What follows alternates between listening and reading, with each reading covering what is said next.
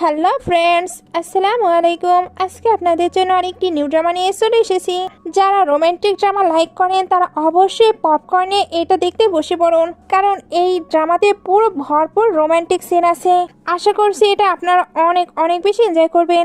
এখন তাহলে শুরু করা যাক। এই স্টোরির শুরুতেই শো আর শাওকে দেখানো হয়। এরা দুজন সিস্টার ছিল। এরা দুই বোনে একে অপরকে অনেক বেশি ভালোবাসতো। শুয়ের ক্যারেক্টার একটু লেডি বসের মতো। অন্যদিকে শাও তো খুবই চঞ্চল, সে হাসি মজা করতে অনেক পছন্দ করে। শুয়ের ফু ফ্যামিলিতে ম্যারেজ ঠিক হয়েছে।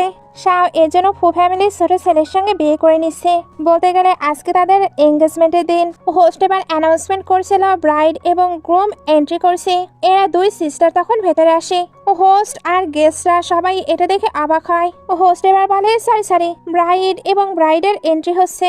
এইবার একটু আগের সিন দেখানো হয়। এরা দুজন যখন ওয়েডিং এর জন্য রেডি হচ্ছিল তখন জানতে পারে তাদের পার্টনার তো প্লেনে ছিল, তবে আবহাওয়া খারাপ থাকার কারণে তারা সঠিক সময়ে ল্যান্ড করতে পারেনি। শুধু সবসময় বিজি থাকে, তার হাতে আজকেরই টাইম আছে।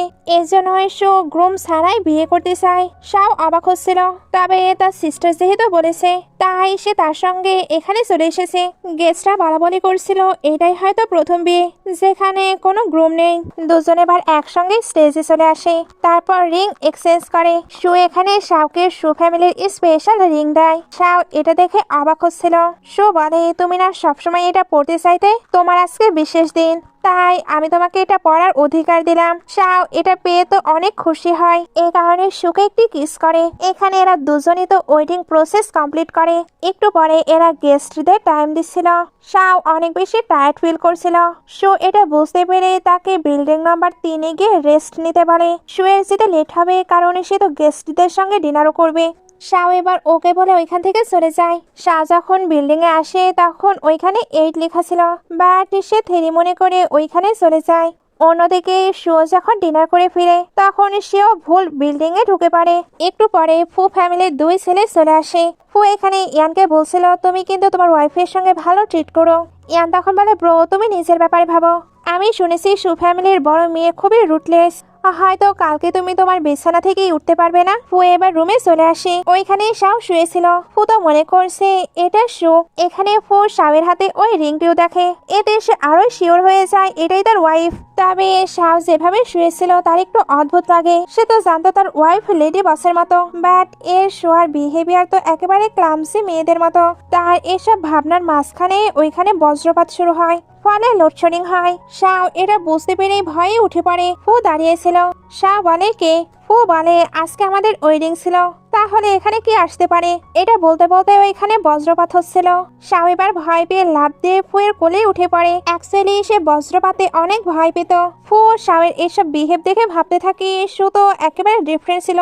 এখানে একটু ফ্ল্যাশব্যাক দেখানো হয়। আসলে তারা যখন বিয়ে নিয়ে কথা বলতে গিয়েছিল তখন শো বলে দিয়েছিল আমাদের এটা পুরোটাই বিজনেস ম্যারেজ, আমরা উইকলি 2 বার ইন্টিমেট হব শুধুমাত্র আমাদের ফ্যামিলির হায়ারের জন্য। ফ্ল্যাশব্যাক শেষে ফু শাওকে বসিয়ে তাকে কিস করতে চাচ্ছিল। শাও সরে আসে। ফু বলে তোমার কোনো প্রবলেম? শাও বলে আমি এখনো রেডি নই। ফু বলে এতটা ভয় পেও না, আমি সবকিছু জেন্টালি করব। এটা বলে তার সঙ্গে রোম্যান্স করে। অন্যদিকে ইয়ানকে দেখানো হয় সেও তো একটু ভিজে বাসায় এসেছে।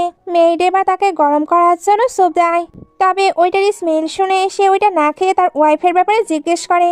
মেড জানায় উনি অনেক ড্রাঙ্ক, এর জন্য ওপরে রেস্ট করছে। ইয়ান এবার ওপরে চলে যায়। ইয়ান রুমে শুকে ভালোভাবে দেখে, তারপর বলে একে কেমন লেডি বসের মতো লাগছে। কোনো ব্যাপার না, সে রেস্ট করুক, আমি গেস্ট রুমে গিয়ে ঘুমিয়ে যাই। এটা বলে যেতে গিয়ে শুয়ে জুতাটা খুলে ফেলে। ইয়ান ওইটা ঠিক করতে গেলে শু উঠে জিজ্ঞেস করে তুমি কে? ইয়ান বলে তোমার রুমে তোমার হাজবেন্ড ছাড়া কে আসতে পারে? ইয়ানের কাছে কিন্তু শুয়ের ভয়েস অনেকটা ম্যাচিউর লাগছিল। শু এবার বলে ওঠে চলো আমরা বেবি করি। ইয়ান বলে তুমি এটা কি বলছো, তুমি কি অনেক বেশি ডাঙ্কড? শু এবার উঠে ইয়ানকে এক কর্নার করে নেয়, এরপর তার বডি টাচ করে প্যান্টের কাছে চলে আসে। ইয়ান তাকে স্টপ হতে বলছিল। শো বলে তুমি কি এগুলোতে ভয় পাচ্ছ? তাহলে কালকে তোমাকে আমায় ডিভোর্স দিয়ে দিতে হবে, ডিভোর্সের পরে আমায় বেটার কাউকে খুঁজতে হবে, যাতে সে সবকিছু ভালোভাবে করতে পারে। তুমি তো সবকিছুতে এক্সপার্ট নাও। ইয়ানের তো এই কথাটা ইগোতে লাগে, কারণ সে ম্যান। সে এবার সুকে ধরে বলে, তুমি ট্রাই না করে আমার ব্যাপারে এগুলো কিভাবে বলতে পারো। সেও এবার সুকে টেনে কিস করতে শুরু করে। দুজনে অনেকটা প্যাশনেট হয়ে গেছে, অর্থাৎ ওইদিকে ওরা নাইট স্পেন্ড করছে আর এদিকে এরা। ওয়ানিক্স নিয়ে আসছে দুর্দান্ত অফার, প্রতি স্প্রিনে বোনাস। আমি জানি এটা অবিশ্বাস্য শোনাতে পারে। ভাগ্য পরীক্ষা করুন, ঘুরিয়ে দিন স্পিন আর জিতে নিন রিয়েল প্রাইজ। খেলুন আপনার পছন্দের ম্যাচে আর পান ফ্রি বেড বোনাস, একদম ফ্রি। বিনামূল্যে নগদ অর্থ উপার্জন করা অনেক সহজ হয়ে গেছে এবং আমার অনুসারীরা ইতিমধ্যে এটি করে ফেলেছে। ফাহিম, আজাদ, আবরার এবং হাসিবকে অনেক ধন্যবাদ। তারা এটি চেষ্টা করেছে এবং ইতিমধ্যেই জিতেছে। আপনিও এটা করতে পারেন। আমার বায়োতে থাকা লিঙ্কে ক্লিক করুন এবং ওয়ানেক্স প্ল্যাটফর্মে নিবন্ধন করুন। নিবন্ধন করার পরে ন্যূনতম 300 টাকা জমা করুন, উপহার বিভাগে যান এবং আমার প্রোমো কোডটি প্রবেশ করান। এরপরে আপনি তাৎক্ষণিকভাবে 50,000 থেকে 1 লাখ টাকা বোনাস পাবেন। আপনি বাজি ধরার পরে বিকাশ, নগদ, রকেট উপায় এর মাধ্যমে এই অর্থ আপনার ব্যাংক অ্যাকাউন্টে স্থানান্তর করতে পারেন। আপনি কিসের জন্য অপেক্ষা করছেন?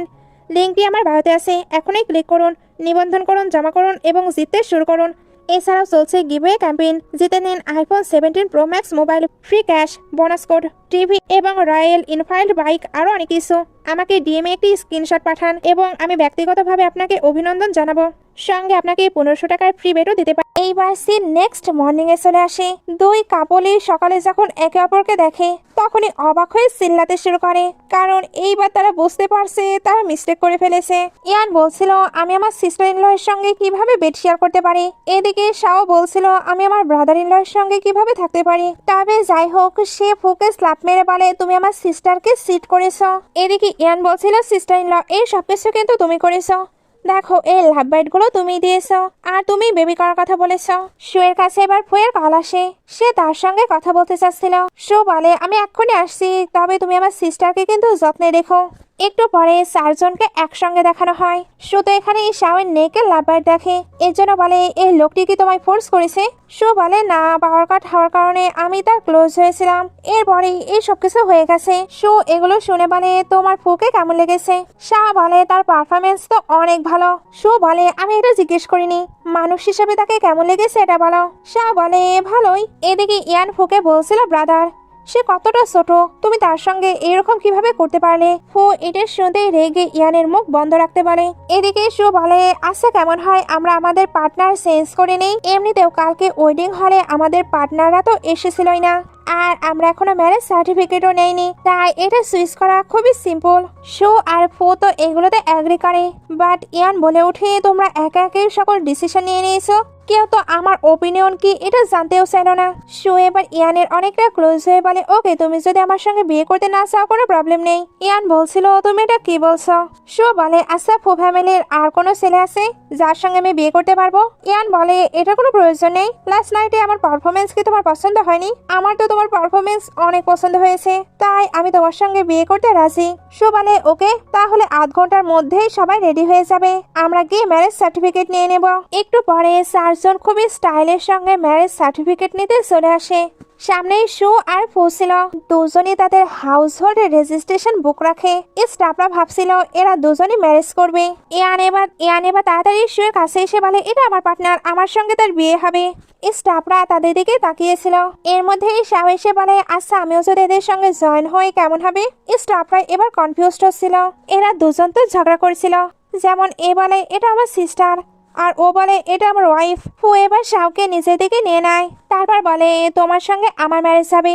দুই কাপল এবার ম্যারেজ সার্টিফিকেট নিয়ে নেয়। বাইরে আসার পর ইয়ান ভাবছিল, আমি তো আমার সিস্টার ইন ল এর সঙ্গে বিয়ে করে নিলাম, আর শাও ভাবছিল, আর আমি আমার ব্রাদার ইন ল এর সঙ্গে বিয়ে করে নিয়েছি। ফু এবার এদিকে ঘুরে বলে, তোমাদের ম্যারেজ সার্টিফিকেট দেখা হয়েছে, এইবার তো মম ড্যাডির সঙ্গে দেখা করতে যেতে হবে। ইয়ান এটা শুনতেই দৌড়ে শুয়ে কাছে এসে তার সঙ্গে যেতে চাচ্ছিল, তবে শাও তো তার সিস্টারের সঙ্গে যাবে।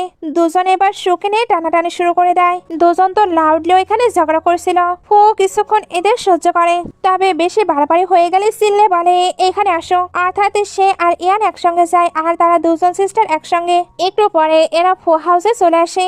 দুই ব্রাদার প্রথমে বের হয়, এরপর এরাও বের হচ্ছিল।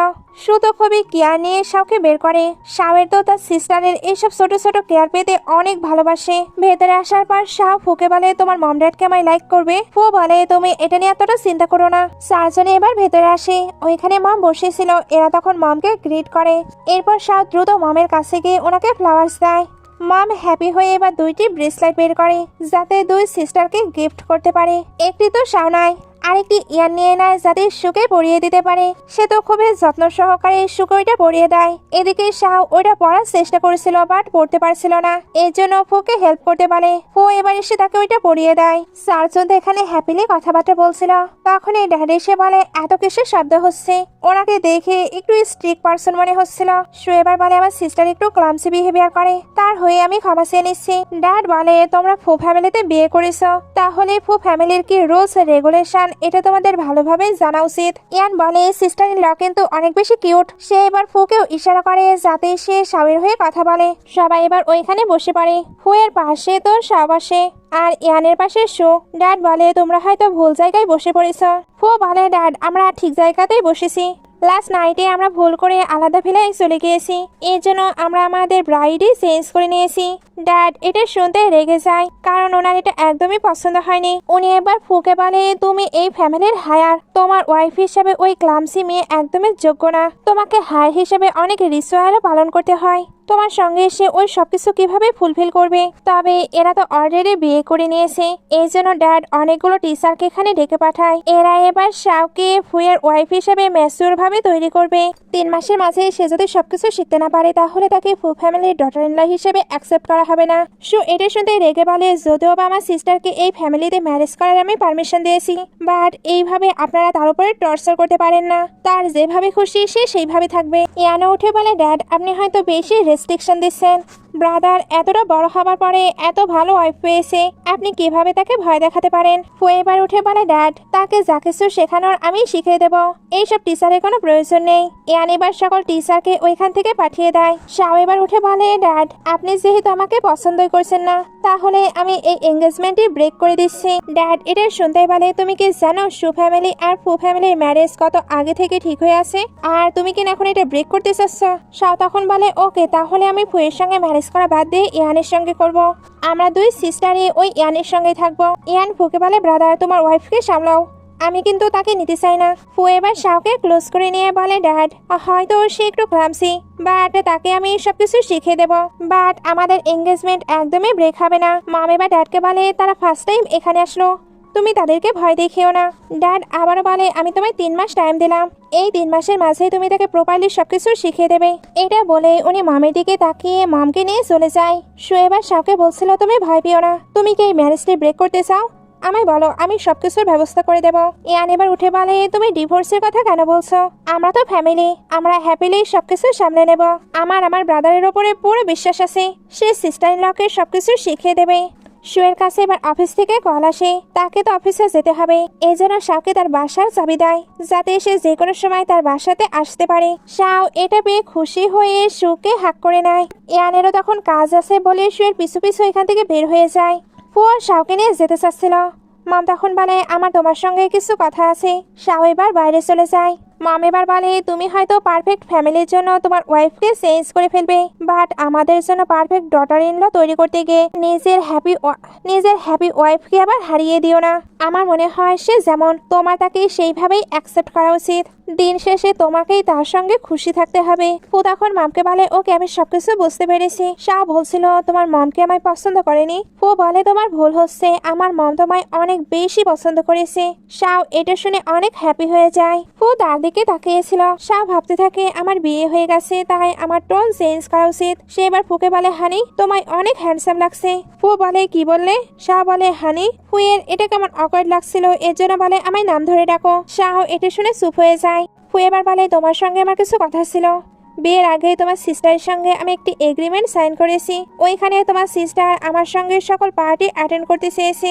এমনকি সে ওয়েলদি রিচ ফ্যামিলির ওয়াইফ হিসেবে পুরো নিজেকে প্রেজেন্ট করে রাখবে। এখন তুমি যেহেতু আমার ওয়াইফ, তাই এই সবকিছুই তোমায় করতে হবে। শাও ওকে বলে দেয়। ফু এবার কারে উঠতে গেলে শাও বলে, এটাকে আমায় ওপেন করে দেবে, আমি না ব্যথা পাচ্ছি। আসলে ফুয়ের জন্য সে একটু ব্যথা পেয়েছিল। কারে আসার পর ফু বক্সটি ওপেন করে। আসলে এই বক্সের মাঝে ছিল সকল ফাস্টফুড। ফুয়ের বডিতে ওইগুলো তো পড়ে যায়। ফু এবার বলে, কারে তুমি কোনো প্রকার ফাস্টফুড খেতে পারবে না। শাও তো ওইগুলো খেতে চাচ্ছিল, তবে ফু আটকে নেয়। শাও এবার ব্যাগ থেকে কিছু বের করছিল। ফু বলে, তোমায় নিষেধ করলাম না। শাও বলে, এটা আমার জন্য নয়, তোমার জন্য। আসলে ফু সকালে ব্রেকফাস্ট করেছিল না। শাও এ কারণে তার জন্য পরেশ তৈরি করে নিয়ে এসেছে। তার সিস্টারও সেম, কাজের জন্য ঠিকভাবে খাবার খায় না। তার সিস্টারেরও সে এইভাবেই কেয়ার করে। এখন ফুয়ের করছে। ফুয়ের এটা বেশ ভালো লাগে। সে এবার শাওকে টেক্সট করে জিজ্ঞেস করছিল, তুমি কোথায়? শাও বলে, আমি কারে একেবারে ঠিকঠাক আছি, তুমি না নিজের খাবার ঠিকভাবে খেও। আই লাভ ইউ সিস্টার, এটা বলে ভয়েস টেক্সট পাঠায়। ফু এগুলো দেখছিল। শাও এবার বাইরের এনভায়রনমেন্ট দেখছিল, আর ফু শাওকে দেখছিল। শাও থেকে ঘুরতেই ফু এমন প্রিটেন্ড করে যেন সে টয় নিচ্ছিল। শাও জিজ্ঞেস করে, তুমি কি এটা পছন্দ করো? ফু হ্যাঁ বলে। একটু পরে দুজন বাসায় চলে আসে। শাও এখানে তার ওই টয়ের ব্যাপারে জিজ্ঞেস করছিল। ফু বলে, ওইটা তো আমি কারেই রেখে এসেছি। শাও বলে, ওইটা আমার লাগবে। আমার সিস্টার যবে থেকে আমায় ওটা গিফট করেছে তবে থেকে ওইটা আমার সঙ্গেই থাকে। ফু এবার মেয়েটকে ওইটা নিয়ে আসতে বলে। শাও এবার যখন বসে তখন ফু বলে, আমি আরো কিছু বলতে চাই। শাও বলে, কি? ফু বলে, তোমার সিস্টারের সঙ্গে আমার এটাও কন্ট্যাক্ট হয়েছে, আমরা উইকে শুধু 2 বার ওইগুলো করব, একমাত্র ফ্যামিলির হায়ারের জন্য। শাও এটা শুনতেই বলে, কি এত কম? শাও ভাবছিল, আমি নোবেলে পড়েছি ডমিনেটিং সিওরা এক রাতে 7 বার করে নাইট স্পেন্ড করে। ফু বলে, শাও তোমায় নিজেকে কন্ট্রোল করতে শিখতে হবে, কারণ আমি কাজে অনেক বিজি থাকি। শাও এবার ওকে বলে স্যাড হয়ে বসে পড়ে। ফু তখন সোফায় বসে তাকে কোলে তুলে নেয়, এমনকি তার ক্লোজ হচ্ছিল। শাও বলে, তুমি এটা কি করছো? ফু বলে, বলেছি সপ্তাহে 2 বার। শাও চুপ হয়ে যায়। ফু এবার তাকে কিস করতে শুরু করে। সিন কাট হয়ে সুখে দেখানো হয়। সে তো একেবারে প্রেসিডেন্টের মতোই তার কোম্পানিতে এন্টার করেছিল। কেবিনে আসার পর সে যখন কাজ করছিল তখন অ্যাসিস্ট্যান্ট এসে জানায় ফু ফ্যামিলির সেকেন্ড সন্নাকে কিছু রেখে গিয়েছে। সে এবার ওইটা নিয়ে নেয়। ওইখানে লেখা ছিল, ওয়েডিং নাইটে যা কিছু হয়েছে আমি কিন্তু ইচ্ছা করে করিনি। সো এটা শুনতে অ্যাসিস্ট্যান্টকে বলে, তুমি ইয়ানের নাইটের শিডিউল চেক করো। আসলে সে ইয়ানের সঙ্গে দেখা করতে চাচ্ছিল। সিন কাট হয়ে দেখানো হয় অনেকগুলো ফ্যান ইয়ানের জন্য ওয়েট করছিল। সো এসে এই ক্রেজি ফ্যানদের দেখতে পায়। এদিকে ইয়ানও বাইরে আসতে চাচ্ছিল, তবে এত ফ্যানদের সামনে দিয়ে তার তো যাওয়া পসিবল নয়। এই জন্য পেছনের দরজা দিয়ে বের হয়। তবে এদিকে আসার পরে তার সামনে অনেকগুলো ছেলে আসে যারা একটু গুন্ডা টাইপের ছিল। তারা এখানে ইয়ানকে ইচ্ছা করে প্রভোগ করে। ইয়ান এতে রেগে একজনকে হিট করে দেয়। ওইখানকার একটি ছেলে তখন ভিডিও স্টার্ট করে বলে, আমরা তোমাকে অনলাইনে এক্সপোজ করে দেব, তুমি বাইরে সাধারণ মানুষদের হিট করো। ইয়ান এবার বুঝতে পারছিল না সে এই ম্যাটারটি কিভাবে হ্যান্ডেল করবে। তখনই তার সামনে শু চলে আসে। সে তো এই ছেলেদের খুব সহজেই হ্যান্ডেল করে নেয়। ইয়ান এগুলো দেখে অবাক হয়ে বলে, ওয়াও তুমি কতটা কুল। শু এবার ইয়ানকে নিয়ে ওইখান থেকে দৌড়ে পালায়।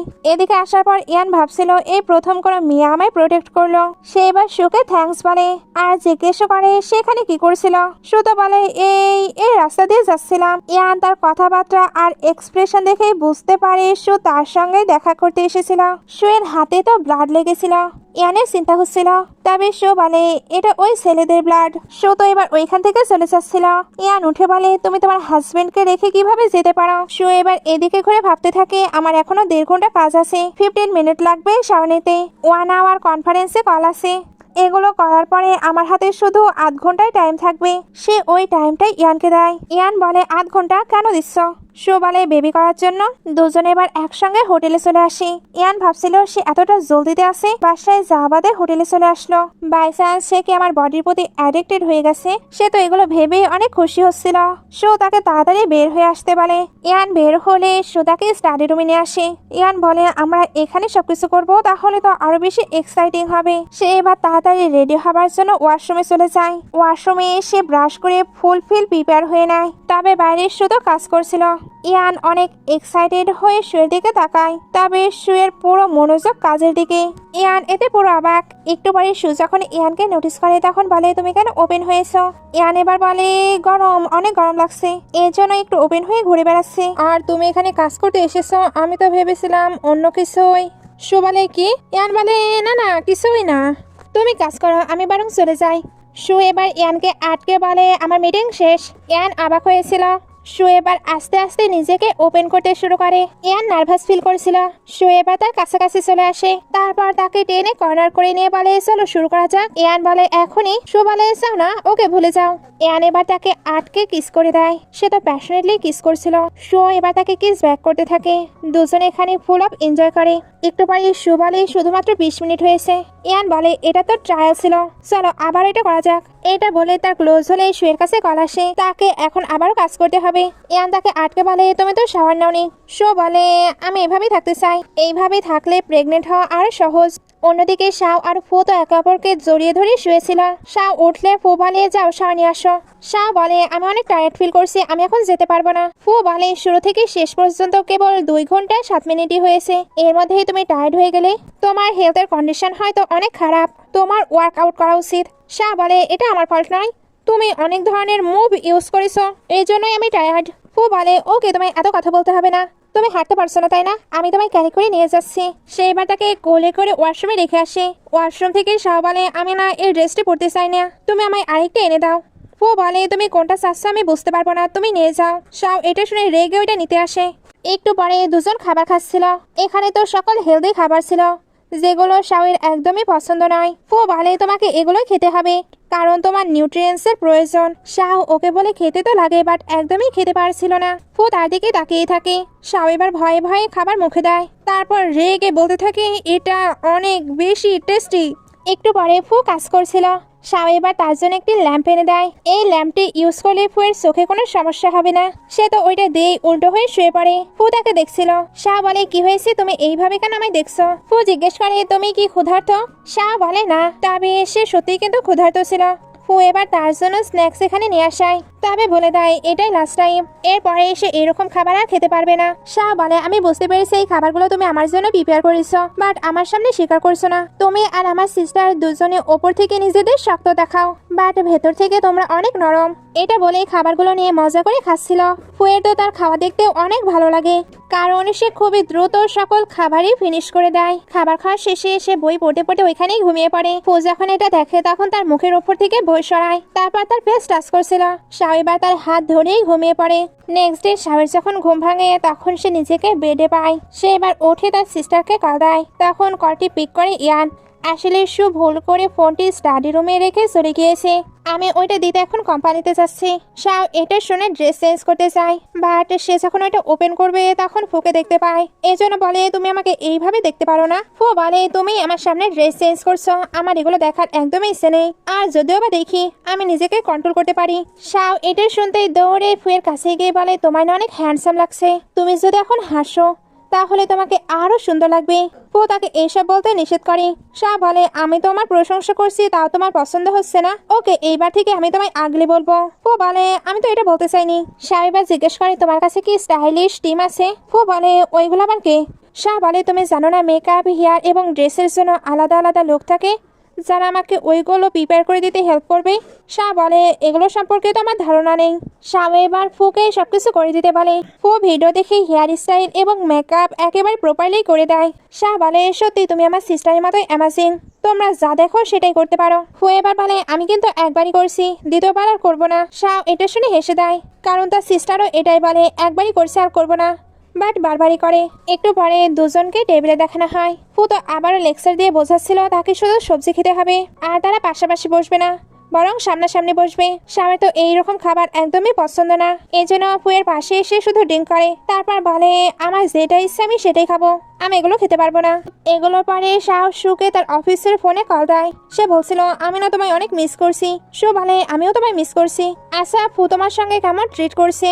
শাহ বলে মিস্টার ফু তো সবসময় আমি শুধু লেকচার দেয়, বলে এটা করো না, ওইটা করো না, সেটা করো না, শুধু এগুলোই বলে, এই খেও না, ওই খেও না, আমার পুরো মাথায় খারাপ হয়ে যায়। শো বলে তোমার যেভাবে ভালো লাগবে সেভাবেই থাকবে, আর সে যদি তোমায় বুলি করার চেষ্টা করে আমায় বলবে, আমি ওইখান থেকে তোমায় নিয়ে চলে আসবো। শাহ বলে ওকে সিস্টার, আমি বুঝতে পেরেছি, আমার সিস্টার তো বেস্ট। শোয়ের কোম্পানিতেই এইবার ইয়ানকে দেখানো হয়। সবাই তাদের নিজেদের আইডলকে দেখে তো অনেক খুশি হচ্ছিল। একটি মেয়ে তো তাকে দেখে সেন্সলেস হয়ে পড়ে যায়। এদিকে শাহ বলছিল সিস্টার ইয়ান কি তোমায় বুলি করছে? যদি সে তোমায় বুলি করে আমি তাকে মেরে তক্তা বানিয়ে দেব। শো বলে সে এতটাও খারাপ নয়, শুধু বাচ্চা করার অ্যাবিলিটি তার একটু কম। ইয়ান প্রথমে হ্যাপি হলেও এটা শুনে মুখ চুপসে যায়। সু তাকে দেখতে পেয়ে শাওকে বাই বলে কল কাট করে। তারপর ইয়ানকে জিজ্ঞেস করে সে এখানে কি করছে। ইয়ান বলে ফোন দিতে এসেছি, আর এখানে মেডিসিন আছে, তোমার বডিতে কিছু কিছু জায়গায় রেড হয়ে গেছে, এটা দিলে ওইটা ঠিক হয়ে যাবে। সো ভালো কাপড় লাইফে এগুলো হবেই, তাই এগুলো নিয়ে অতটাও চিন্তা করার কিছু নেই। ইয়ান এটা শোনার পরেও তাকে মেডিসিন লাগিয়ে দিচ্ছিল। সো কাজই করে যাচ্ছিল। ইয়ান চাচ্ছিল সে তাকে দেখুক, তবে মেডিসিন লাগানো হলে সু বলে আর কিছু করার আছে, না থাকলে যেতে পারো। ইয়ান বলে তোমার কাজ কখন শেষ হবে। সু বলে 8টায়। কেন? ইয়ান বলে 8টার পরে তাহলে আমি হোটেলে তোমার জন্য ওয়েট করব।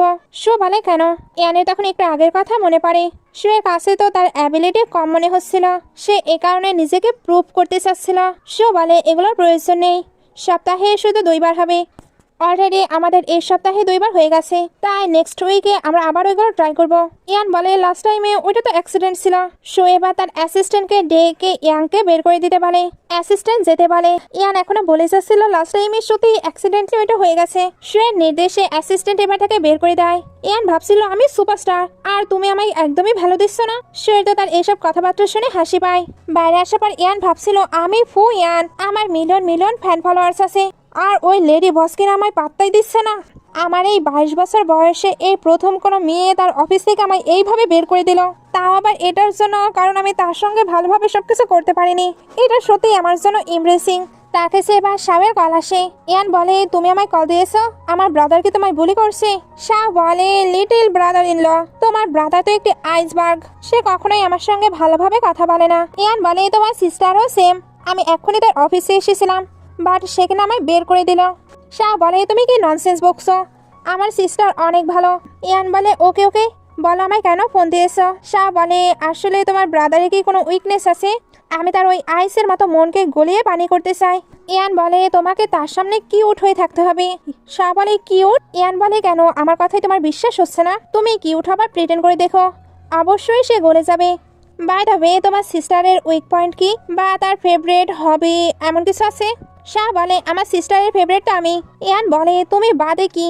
শাহ বলে আমি ছাড়া সে কোনো কিছুই লাইক করে না। বাদ দাও আমার সিস্টার কি লাইক করে না সেটা বলি, সে extreme sport like rock climbing অথবা রেসিং। ইয়ান এগুলো শুনে ভাবছিল বাট এই সব কিছুই তো আমি করি।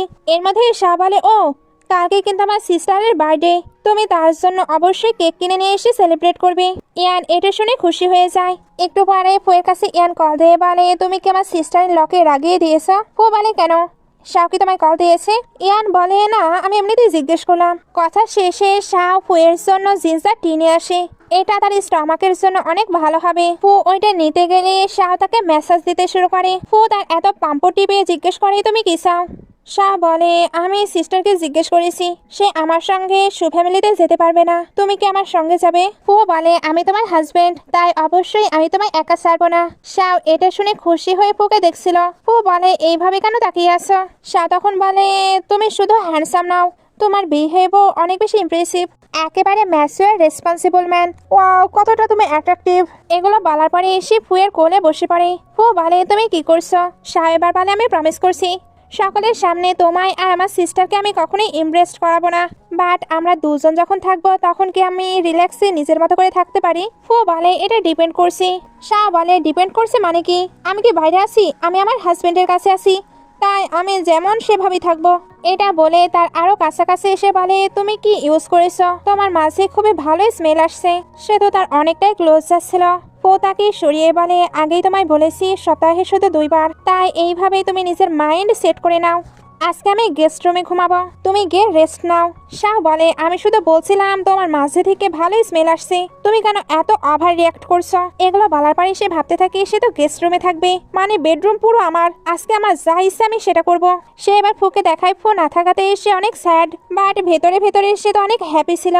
সে এবার বেডরুমে এসে নাচতে শুরু করে, তারপর তার সুটকেস থেকে সকল স্ন্যাক্স বের করে সব জায়গায় ছড়িয়ে ছিটে রাখতে থাকে, কারণ পুরো রুম আজকে তার, সে যা খুশি তাই করবে। এদিকে ফু শুয়ে ভাবতে থাকে আমাদের বিয়ের আজকে কেবল 3 দিন হলো, আমি কি তাকে বেশি আপসেট করে ফেলেছি? আসলে সে কিন্তু শাওকে মিস করছিল, এই জন্য রুমের বাইরে এসে তাকে টেক্সট করে, কারণ সে তো জানে না শাও ঘুমিয়ে পড়েছে কি। শাও টেক্সট পেয়ে বুঝতে পারে ফু ভেতরে আসতে চাচ্ছে।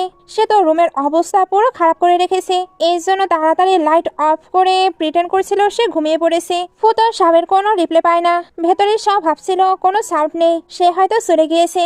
এগুলো ভেবে এসে চেক করতে বের হয়, তখন ফো তাকে দেখে নেয়। শাহ তাকে তো ওই রুমে নিয়ে যেতে পারবে না, এজন্য বলে আমার ভয় লাগছে, আমি কি তোমার সঙ্গে ঘুমাতে পারি? ফো বলে ওকে, বাট আজকের জন্যই। দুজন এবার একসঙ্গে গেস্ট রুমে চলে আসে। এখানে আসার পর ফো শাহের ক্লোজ হচ্ছিল। শাহ বলে তুমি না বলেছিলে সপ্তাহে শুধু 2 বার? ফো বলে তুমি তো ইয়াং, আর আমাদের বিয়েরও বেশি দিন হয়নি, তাই আমরা এগুলো করতেই পারি। দুজন এখানে আবারও প্যাশনেটলি নাইট স্পেন্ড করে। এগুলোর পরে ফো যখন পানি খেতে আসে তখন বেডরুমে আলো জ্বলতে দেখে। সে ওই রুমে আসলে দেখে রুমের অবস্থা তো পুরো খারাপ। সে এবার পুরো রুমটি ক্লিন করেছিল, সবকিছু তো সে খুশি খুশি ক্লিন করে।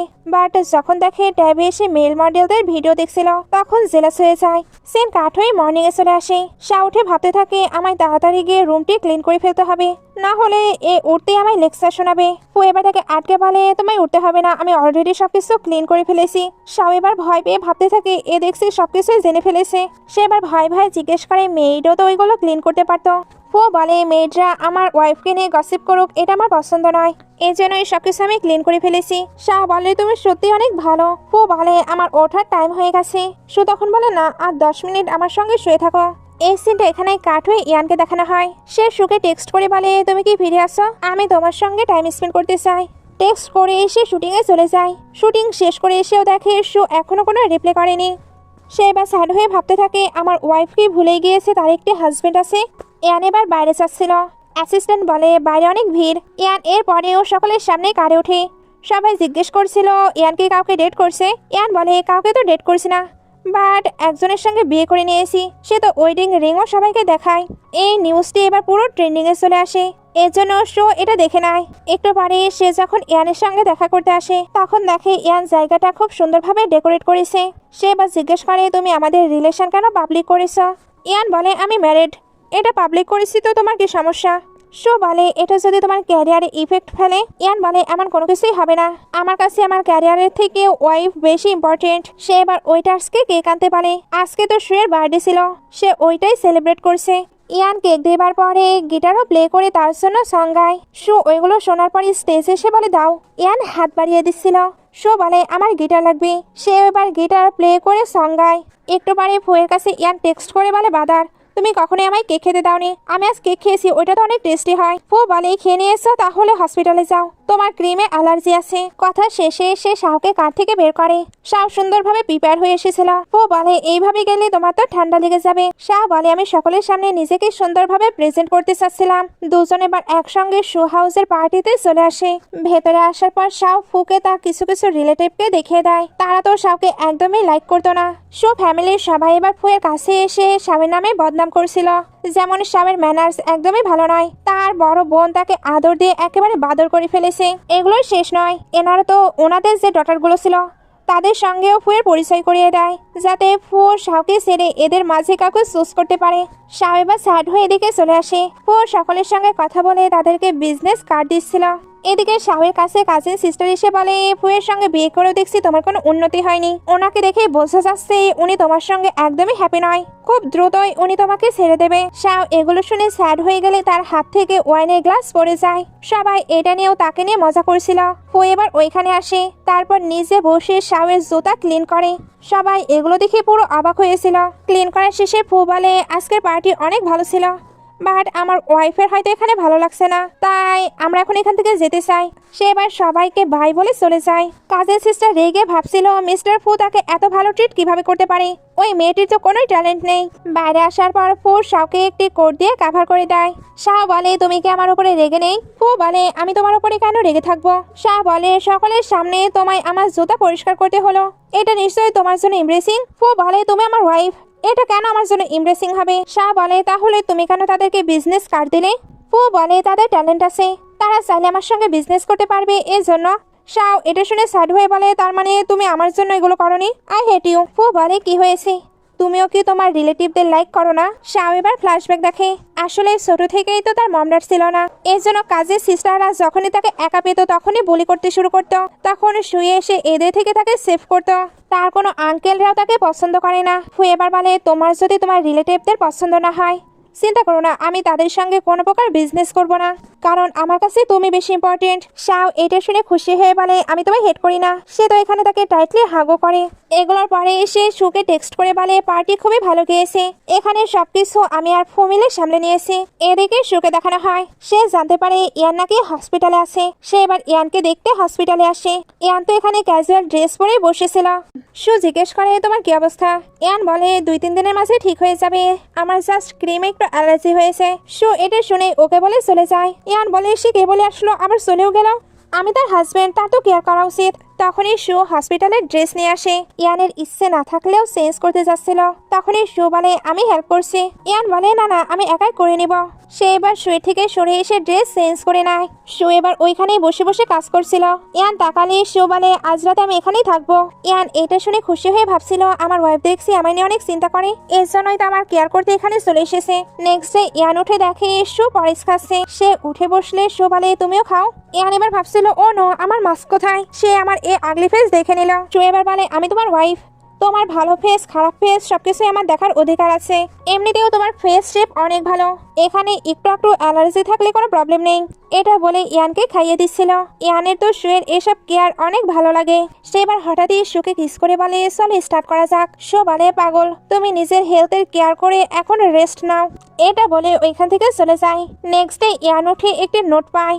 শো এসে তার জন্য এটা রেখে গিয়েছিল, এমনকি তার জন্য একটি টয়েসও রেখে গিয়েছিল, কারণ শো এখনো তাকে বাচ্চা মনে করে। ইয়ানের তো এটা শুনে রাগ হয়। সে এবার তাড়াতাড়ি শাওকে কল দিয়ে বলে সত্যি সত্যি বলো তোমার সিস্টার কি লাইক করে? আচ্ছা আমি কি রিচ হ্যান্ডসাম ট্যালেন্টেড নয়?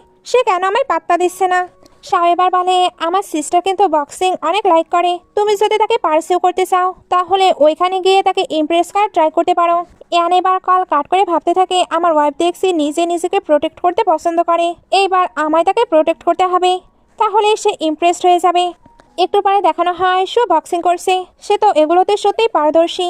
ওইখানে এবার ইয়ান মাস্ক পরে নিজেকে পুরো কাভার করে চলে আসে। শুয়ের সামনে এসে প্রিটেন্ড করছিল সে তার থেকেও ভালো প্লে করবে, বাট মধ্য কথা হলো সে এখানে শুয়ের কাছে অনেক মার খায়। মার খাওয়ার শেষে সে যখন নিজের মাস্ক সরায় তখন শো বলে তুমি এখানে কি করছো? তোমার তো অ্যালার্জি এখনো পুরোপুরি ঠিক হয়নি, আর এখন দেখছি তোমার ফিজিক্যাল ফিটনেসও ভালো নয়। এটা বলেই তাকে ইগনোর করে চলে যায়।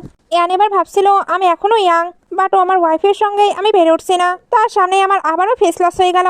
একটু পরে শো ইয়ানকে স্যাড অবস্থায় দেখে। ইয়ান তো হ্যাকিং করতে এসেছিল, এখানেও সবাই তাকে নিয়ে মজা করছিল, কারণ ভাবছিল এর আসলে অ্যাবিলিটি নেই, বাট সে তো খুবই দ্রুত এটা কমপ্লিট করে ফেলে। শো এটা দেখে অবাক হয়। সে এবার ইয়ানের কাছে এসে বলে আমাকেও কি এটা শিখিয়ে দেবে? ইয়ান এবার ভাবছিল শাও তো বলেছিল শো এগুলো লাইক করে না, বাট সে যেহেতু নিজে থেকে এটা করতে চাচ্ছে এই জন্য সে শুকে সবকিছু শিখিয়ে দেয়। দুজন এগুলো করার সময় শো পড়েই যাচ্ছিল। ইয়ান তখন তাকে তাড়াতাড়ি করে ধরে নেয়। এখানে দুজন অনেকটা ক্লোজ চলে এসেছে। ইয়ানের শুকে কিস করতে ইচ্ছা হচ্ছিল, বাট ভয় করতে পারে না। শো এবার নিজে ইয়ানকে ধরে কিস করে দেয়। এখানে দুজন অনেকটা প্যাশনেট হয়ে গেছে। শো বলে আমাদের ট্রাই করা উচিত। ইয়ান বলে এখানে। শো বলে না কারে। একটু পরে আমাদের কারের সিন দেখানো হয়। দুজন এখানে ফুল অফ এনজয় করে। ইয়ান শাওকে কিছু মানি সেন্ড করে, কারণ তার দেওয়া ইনফরমেশন ফলো করে সে শুয়ের অনেকটা ক্লোজ হতে পেরেছে। শাও এই সবকিছু শুনে হ্যাপি হচ্ছিল, কারণ সে তো চায় তার সিস্টার অনেক হ্যাপি থাকুক। সেও কিন্তু এখানে একটি বই পড়ছিল যেখানে সে তার হাজবেন্ডকে কিভাবে ইমপ্রেস করবে, তার আরো কাছাকাছি যাবে, এগুলো নিয়েই লেখা ছিল। এগুলো পড়ার পরে সে বাইরে আসে। ফু বাইরে রান্না করছিল, কারণ আজকে মেয়েড আসেনি। ফু এখানে শাওকে জিজ্ঞেস করে তুমি আর কিছু খাবে? আমি ওইটাও তৈরি করে দিচ্ছি। শাও এবার একটি স্নেলস নুডলস এনে বলে তুমি কি আমায় এটা তৈরি করে দিবে? ফু বলে এটা কি কোনো খাবার জিনিস? শাও বলে হ্যাঁ, আর এটা অনেক বেশি টেস্টি। সে এবার অনেক রিকোয়েস্ট করে ফুয়ের থেকে ওইটা কুক করে নেয়। কুক হয়ে যাবার পর শাও একাই খাচ্ছিল আর ফুকে দূরে থাকতে বলছিল, কারণ এটার স্মেল সে তো লাইক করে না। ফু এবার বলে আমিও ট্রাই করতে চাই। শাও এবার তাকে একটু খাইয়ে দেয়। ফুয়ের তো এটা জঘন্য লাগে, তবে এটা তো বলতে পারবে না, এজন্য বলে হ্যাঁ হ্যাঁ অনেক টেস্টি, তুমি খাও। শাও বলে তাই তাহলে আরো খেতে পারো। ফু বলে না না তুমি খাও। শাও তাকে বারবার ওইটা দিচ্ছিল, ফু সরিয়ে দিচ্ছিল।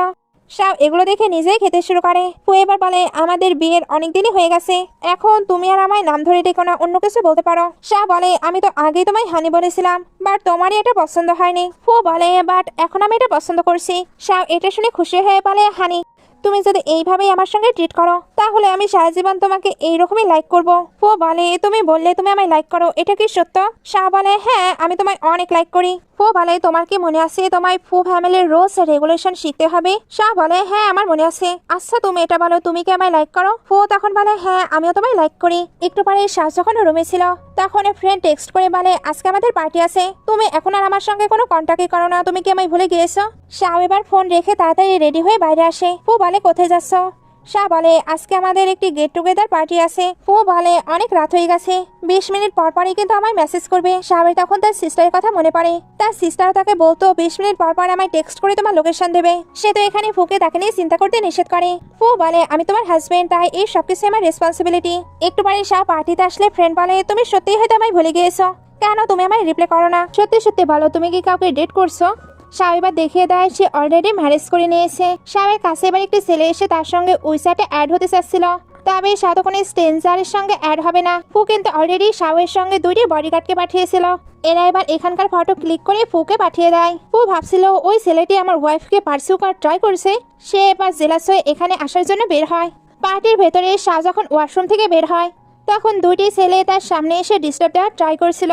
শাহ এদের ইগনোর করে যেতে লাগে, তবে ছেলেগুলো তাকে বুলি করার চেষ্টা করে। তখন ওইখানে ফু এসে ওই ছেলেটির হাতের অবস্থাই খারাপ করে দেয়। শাহ তো ফুকে এখানে দেখে পুরো অবাক। এই সিনটা এখানে কাট হয়ে এদেরকে বাসায় দেখানো হয়। ফু এখানে চিল্লে বলে তুমি কি ভুলে গিয়েছো তুমি ফু ফ্যামিলি থেকে এখন বিলং করো, তুমি পার্টিতে গিয়ে ছেলেদের সঙ্গে হ্যাং আউট করতে পারো না। শাহ বোঝাতে চায় সে তো ওই ছেলেদের চিনতেও না। ফু বলে তোমায় কোনো কিছু এক্সপ্লেন করতে হবে না, আমি একটি টিচারকে হায়ার করেছি, 5 দিনের মধ্যেই সে তোমাকে ফু ফ্যামিলির সকল রুলস রেগুলেশন শিখিয়ে দেবে। শাহ বলে তুমি যে বলেছিলে তুমি আমার সবকিছু শেখাবে, তাহলে টিচারকে কেন নিয়ে এসেছো? ফু চুপ থাকে, শাহ ওইটা শিখতে চাচ্ছিল না। ফু বলে তুমি পার্টিতে গিয়ে আমাকে আর তোমার সিস্টারকে এমব্রেসিং করবে, এটা কি তোমার জন্য ভালো হবে? শাহ এগুলো শুনে সবকিছু শিখতে রাজি হয়ে যায়। শাহের ট্রেনিং এবার শুরু হয়ে যায়, তাকে তো A to Z সবকিছুই শেখানো হচ্ছিল, যেমন কিভাবে ঠিকভাবে ব্রেকফাস্ট করতে হয়, কিভাবে ফ্লাওয়ার কাটিং করে ভাস রেডি করতে হয়, লাস্টলি ইয়োগা এক্সারসাইজ সবকিছুই আছে। শাহ তো এত হার্ডওয়ার্ক করে টায়ার্ড হয়ে শুয়ে পড়ে। ফু এবার এসে তাকে এইভাবে দেখে নেয়। টিচার বলে উনি একটু ঘুমিয়ে পড়েছে। ফু তার কাছে আসলে ফোনে একটি টেক্সট দেখতে পায়। ফুয়ের তো এটা দেখে আবারও রাগ হয়ে যায়, এর জন্য শাহকে ঘুম থেকে ওঠায় আর বলে তোমায় হয়তো টাস্ক কম দেওয়া হয়েছে, এই জন্যই এখনো মেসেজ করার টাইম পাচ্ছ, তোমাকে এবার থেকে ডাবল প্র্যাকটিস করতে হবে। শাহ বলে কেন, আমি তো নিজের মতো করে পুরো চেষ্টা করছি, তুমি যে শিডিউল তৈরি করেছো ওইটা আমি পুরোপুরি ফুলফিল করছি। একটি এমপ্লয়িও শুধু 8 ঘন্টায় কাজ করে, বাট আমি পুরো 12 ঘন্টা কঠোর পরিশ্রম করছি, আমি এখন থেকে 8 ঘন্টার বেশি পরিশ্রম করতে পারবো না। ফু বলে তুমি কি আমার কথা শুনবে না? শাহ স্ন্যাক্স খেতে খেতে বলে একদম না। ফু বলে তুমি যদি ফু ফ্যামিলির সকল নিয়ম না শিখো তাহলে আমি আমার মম ড্যাডকে কি এক্সপ্লেন করব? তুমি প্রমিস করেছিলে তুমি সবকিছু শিখবে। টিচার বলে ম্যাডাম আপনার সবকিছু শেখা উচিত, কিছুদিন পরে হয়তো আপনাদের বেবিও হবে, তখন এগুলো শেখার আপনি আর সময় পাবেন না, আপনার এখনই নিজের রেসপন্সিবিলিটি বুঝে নেওয়া উচিত। শাহ এবার কান্না করতে করতে বলে ওই ফু নিজেকে কি মনে করছে, সে কি আমাকে ওয়াইফের মতো কখনো ট্রিট করেছে? আমাকে এখন ফু ফ্যামিলি স্ট্যাটাস পাওয়ার জন্য নিজের সবকিছু বিসর্জন দিতে হবে? ফু এবার টিচারকে ওইখান থেকে পাঠিয়ে দেয়। তারপর শাহের কাছে গিয়ে বলে তুমি আমার ওয়াইফ, তোমার কাঁধে অনেক দায়িত্ব, তুমি এই দায়িত্বগুলোকে অ্যাভয়েড করতে পারো না। তুমি তো বলেছিলে তুমি আমায় লাইক করো, তাহলে আমার জন্য এতটুকু কেন করতে পারছো না? এখন তো মনে হচ্ছে তুমি এমনিতেই বলে দিয়েছো তুমি আমায় লাইক করো আর আমার সঙ্গে থাকতে চাও। শাও এটা শুনে রেগে বলে আমি তোমার জন্য কি করছি না, তোমার কথা মতো আমি সবকিছুই শেখা ট্রাই করছি, আমি শুধু বলেছিলাম না আমি তোমায় লাইক করি, তুমিও বলেছিলে তুমি আমায় লাইক করো, তাহলে সবকিছু করতে কেন আমায় ফোর্স করছো? ফু এবার রেগে বলে হ্যাঁ আমি তোমায় লাইক করি, এই জন্যই আমার ফ্যামিলির মতো করে তোমায় তৈরি করতে চাচ্ছি, যাতে সারা জীবন তুমি আমার সঙ্গে থাকতে পারো। আমার প্যারেন্টস যদি তোমায় মেনে না নেয় তাহলে তুমি তো আমার সঙ্গে থাকতেও পারবে না, তুমি কি বুঝতে পারছো? শাহ বলে আমি কোনো কিছু বুঝতে চাই না, আর আমার ওনাদের অ্যাপ্রুভালের কোনো প্রয়োজনও নেই, এমনিতেও আমি প্রথম থেকেই ফু ফ্যামিলির ডটার ইন ল হতে চাচ্ছিলাম না, এখানে এসেছি শুধুমাত্র আমার সিস্টারের জন্য। সে এবার ফুকে বলে আমি আর তোমাকে লাইক করি না, আমি তোমার সঙ্গে থাকতেও চাই না, আমার আজকেই তোমার থেকে ডিভোর্স লাগবে। এটা বলে এসে চলে যেতে লাগে। ফু তখন তাকে আটকে কিস করে দেয়। শাহ এখনো বলে যাচ্ছিল আমি তোমায় হেট করি, আমি তোমায় লাইক করি না। ফু এরপরেও তার সঙ্গে ফোর্স করলে সে তো তার লিপে বাইট করে দেয়। ফু এতে রেগে শাহকে রুমে নিয়ে আসে আর বলে তুমি কিভাবে ডিভোর্সের কথা বলতে পারো, এটা শুধুমাত্র একটি ম্যারেজ নয়, বিজনেস ম্যারেজ, এখানে দুই ফ্যামিলিরই অনেক প্রফিট জড়িত আছে। শাহ বলে আমি কোনো কিছু শুনতে চাই না, আমি তো ম্যাচুয়ার, সেন্সিবল এবং তোমার যোগ্যও না, তাই তোমার থেকে আমার ডিভোর্স লাগবে। এরপর তুমি তোমার টাইপের মেয়েকে বিয়ে করতে পারো, এরপর আমিও বিয়ে করব, সেও অবশ্যই তোমার থেকে হাজারো হাজারো গুণ ভালো হবে। ফু বলে নিজের মুখ বন্ধ রাখো। শাহ বলে একদম না, আমার ডিভোর্স লাগবেই। ফু এটা শুনতে তাকে বেডে ধাক্কা দিয়ে তাকে কিস করতে শুরু করে। ফু এবার শাহকে লক করে রেখে চলে যায়। শাহ এবার বাইরে যাবার চেষ্টা করছিল, তবে যেতে পারে না, এই জন্য তার সিস্টার সুকে কাঁদায়। সে কাঁদে কান্না করতে করতে বলে আমি ওই ফুয়ের থেকে ডিভোর্স চাই। সু তার কান্না শুনে বলে সে কি তোমায় টর্চার করছে? তুমি কোথায় বলো, আমি এক্ষুনি আসছি। একটু পরে ইয়ান আর সু চলে আসে।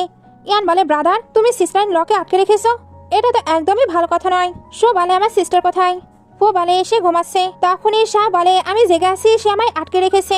ইয়ান এবার ফুকে বলে ব্রাদার, তোমার এতটা সাহস, তুমি সিস্টার লকে আটকে রেখেছো? সু এবার দরজা খুলে শাহকে বাইরে আনে। শাহ এবার সুকে হাক করে বলে আমার আজকেই ডিভোর্স লাগবে, আমি এখানে আর একদিনও থাকতে চাই না। ইয়ান বলে সিস্টার ল তুমি ঠিকই বলেছো, আমার ব্রাদার তোমার যোগ্যই না, সে কিভাবে তোমায় লক করে রাখতে পারে? সু এবার বলে মিস্টার ফু, আমার সিস্টার তোমার থেকে ডিভোর্স চাই, তো আমিও ডিভোর্স এগ্রিমেন্ট ইয়ানকে সহ পাঠিয়ে দেব, বাকি কথা আমার লয়ারই বলবে। এখন ফু ফ্যামিলি আর সু ফ্যামিলির মাঝে কোনো বিজনেস ম্যারেজ থাকবে না। ইয়ান বলে ভুল তো আমার ব্রাদার করেছে, তাহলে শাস্তি কেন আমাকেও দিচ্ছ? সু তার কোনো কথাই না শুনে শাহকে নিয়ে চলে যায়। ইয়ান এবার ফুকে বলে ব্রাদার, তুমি নিজের বিয়েকে তো বাঁচাতে পারোনি, এখন দেখছি আমার বিয়েও ভেঙে ছাড়বে। তোমার গিয়ে সিস্টার ইন লয়ের কাছে অ্যাপোলাইজ করা উচিত। তোমার জন্য যদি আমার ওয়াইফ আমায় ছেড়ে দেয়, তাহলে তোমার সঙ্গেও কিন্তু আমি কথা বলবো না। ফু চুপচাপ বসে থাকে। ইয়ান বলে এটা বলো এত সিরিয়াস ম্যাটার কিভাবে হয়ে গেল? ফু বলে আমি শুধু তাকে আমাদের ফ্যামিলির রুলস রেগুলেশন শেখাচ্ছিলাম, বাট সেই এই সবকিছু শিখতে রিফিউজ করে দিয়েছে।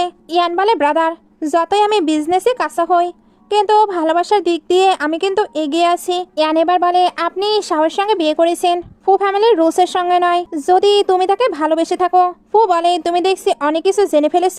ইয়ান বলে অবশ্যই, আমার ওয়াইফ আমাকে অনেক কিছু শিখিয়েছে। অন্যদিকে শাহ তো এখনো কান্না করে যাচ্ছিল। সু বলে তুমি কান্না করো না, আমি তোমার হয়ে ওই ফুয়ের থেকে অবশ্যই রিভেঞ্জ নেব, আমি বরং তার হাত পা ভেঙে তাকে এই শহর থেকেই পাঠিয়ে দেব। শাহ বলে না না সিস্টার, সে এতটাও খারাপ নয়, কিছু কিছু সময় শুধু একটু স্ট্রিক হয়ে যায়। সু বলে তুমি দেখছি তার কেয়ারও করো। শাহ বলে এমন কোনো ব্যাপার না, মিস্টার ফু এতটা অ্যামাজিং, এতটা আউটস্ট্যান্ডিং, এতটা পারফেক্ট, আমি সত্যিই হয়তো ওনার ওয়াইফ হবার যোগ্য না। সে ফু ফ্যামিলির হেড, ফুয়ের উচিত তার যোগ্য ওয়াইফ খোঁজা। সু বলে তুমি কি জানতে চাও ফু তোমাকে নিয়ে কিভাবে? শাহ বলে এটা তো জানতে চাই। তখনই একজন এসে বলে বাইরে মিস্টার ফু ওয়েট করছে, প্রায় 3 ঘন্টা হলো, এত বৃষ্টির মাঝে এইভাবে দাঁড়িয়ে থাকলে ওনার তো অসুখ হয়ে যাবে। সু এবার তাদেরকে ভেতরে আসার পারমিশন দেয়। শাহ তখন রুমে চলে যায়। এরা ভেতরে আসতেই ইয়ান তার ওয়াইফকে বলে জানি আমার ব্রাদার ভুল করেছে, বাট আমি কি করেছি, তুমি কেন আমায় ছেড়ে দিতে চাচ্ছ? আমি না ব্রাদারকে ভালোভাবে বুঝিয়ে দিয়েছি, সে আর সিস্টার ইন লয়ের সঙ্গে একদমই খারাপ ট্রিট করবে না। ফু বলে হ্যাঁ আমি মেনে নিচ্ছি আমি ভুল করেছি। সু বলে মানতেই তো হবে, সত্যিই ভুল তুমি করেছ, আমার সিস্টারের কোনো ভুল নেই। এই সবকিছুই কিন্তু শাহ শুনছিল। সু এবার ফুকে জিজ্ঞেস করে তুমি আমার সিস্টারকে কিভাবে অ্যাকসেপ্ট করবে? সে যেমন তেমন ভাবে না ফু ফ্যামিলির যোগ্য ওয়াইফ হিসেবে? ফু বলে শাহ যেমন, আমি তাকে ওইভাবেই অ্যাকসেপ্ট করব। সু বলে ছোট থেকে আমার সিস্টারকে আমি পুরো ফ্রিডম দিয়েছি, তার যেভাবে খুশি সেইভাবেই সে সবকিছু করেছে। তোমার কি মনে হয় তুমি তাকে এইভাবে অ্যাকসেপ্ট করতে পারবে?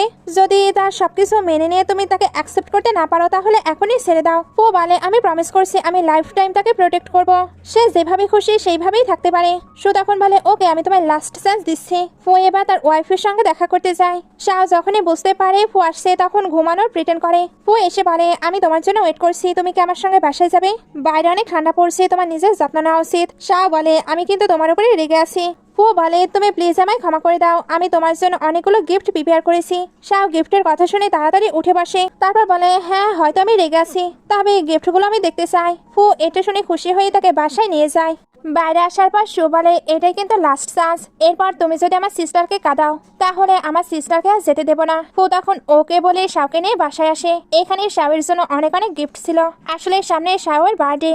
ফু এই কারণেই তার জন্য অগ্রিম গিফট প্রিপেয়ার করেছে।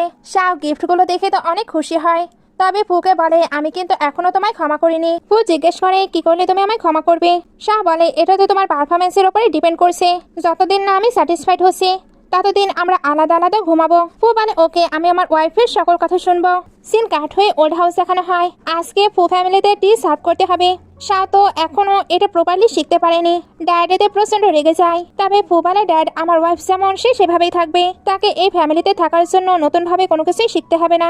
আমার এইসব কথা শুনে আপনার যদি মনে হয় আমি ফু ফ্যামিলির হেড হবার যোগ্য না, তাহলে এই পজিশন থেকে আমায় সরিয়ে দিতে পারেন, আমার কোনো আফসোস নেই। ড্যাডের এটা শুনে তো অনেক রাগ হচ্ছিল।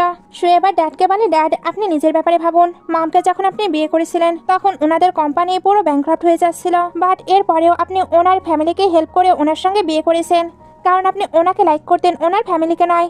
সে এমনভাবে সবকিছু ড্যাডকে বোঝায়।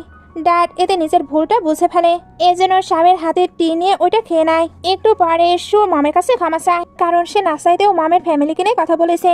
মাম বলে, এটা বলার প্রয়োজন ছিল তাই বলেছ, আমি তোমাদের জন্য অনেক বেশি হ্যাপি। মামরার চলে যাবার পর শাহ বলে, এখন আমাকে আর কোনো কিছুই শিখতে হবে না। ফু বলে, হ্যাঁ সে তো এখন অনেক হ্যাপি, এর জন্য ফুকে হাক করে নেয়। ইয়ানো তখন তার ওয়াইফকে হাক করে। সিন কাট হয়ে দেখানো হয় সবাই মিলে ক্রিসমাস সেলিব্রেশন করছে। বাইরে খুব সুন্দর পরিবেশ, এরা সব জায়গায় ডেকোরেট করেছে। 4 জন মিলে এখানে পুরো এনজয় করছিল।